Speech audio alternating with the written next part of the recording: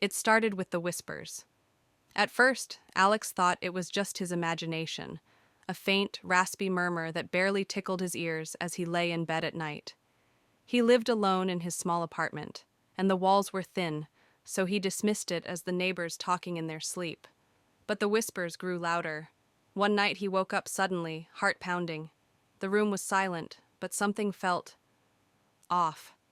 The air was thick, heavy, like it was pressing against him. He reached for his phone, but the battery was dead, though he had charged it before sleeping. That's when he heard it, right beside his ear. A voice, hollow and distorted. "Let me in." Alex bolted upright, his breath ragged.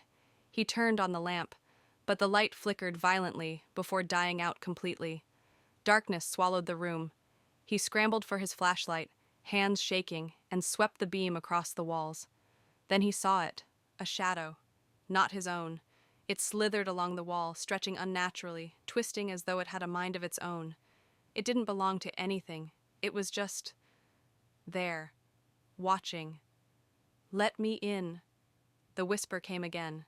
Alex stumbled backward, his pulse hammering in his ears. His survival instincts screamed at him to run, but his body refused to move. The shadow crept closer, elongating toward him, curling like tendrils of black smoke. And then the lights flickered back on. The shadow vanished.